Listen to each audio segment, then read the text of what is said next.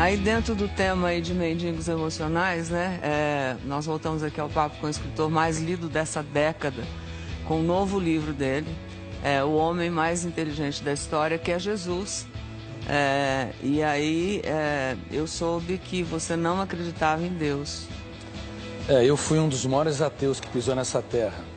Talvez fui mais ateu do que Nietzsche, que escreveu sobre a morte de Deus, do que Jean-Paul Sartre, do que Diderot, do que Marx, que considerava Deus o ópio que entorpece a humanidade. Como a minha teoria estuda a construção de pensamentos e a formação de pensadores, eu estudei como é que Einstein libertou seu imaginário, como Freud, e fui até Jesus Cristo. Esperava encontrar alguém de seu menor valor. O senhor estudou a vida de Jesus. Exatamente, a história, as reações subliminares. Faz 15 anos que você está... Na verdade, 15 anos escrevendo esse livro, mas faz 20 anos que eu tenho estudado como pesquisador da psicologia, sociologia e psicopedagogia. Eu fiquei perplexo, porque percebi que ele não cabe no imaginário humano.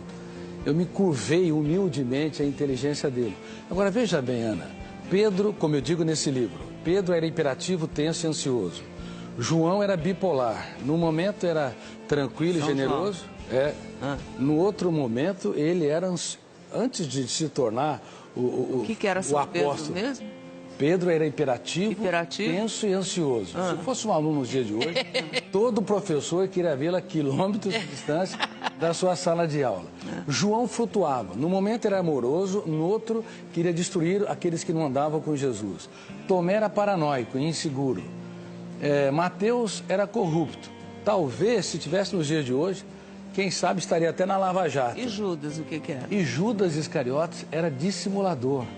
Quem é que conseguiria escolher um time desses para executar o maior projeto da sua vida? Mas por incrível que pareça, para espanto das ciências, ele transformava pedras brutas em obras-primas.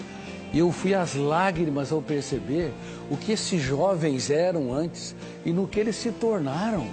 Foram apóstolos da sabedoria, da generosidade, da sensibilidade. Graças ao carinho, ao amor, ao e à afeto, dedicação de como Jesus. aquela professora e muito mais. Ele não teve medo de chorar diante deles.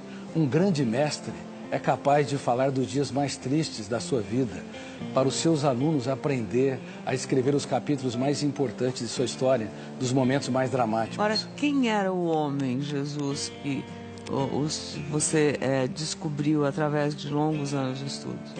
Bom, ele foi de fato, como eu estou dizendo, um homem mais inteligente da história. Ele geria sua emoção com maestria. Ele conseguia fazer poesia no caos. Ele transformava prostitutas em rainhas. Nós vimos aquele exemplo daquele jovem machucando a sua namorada. Ele era tão generoso que era capaz de transformar quem estava à margem da sociedade num príncipe ou numa princesa. E eu me perguntava, que homem era este? Inclusive, quando Judas o beija, ele fala, amigo, para que vieste? Que homem era esse que dava tudo que tinha para aqueles que pouco tinham? Ele não tinha medo de ser traído, ele tinha medo de perder um amigo. Portanto, quando eu estudei a mente dele, eu me curvei, como eu disse, humildemente a sua inteligência e percebi que ele não cabe no imaginário humano. Ele tem de ter sido real.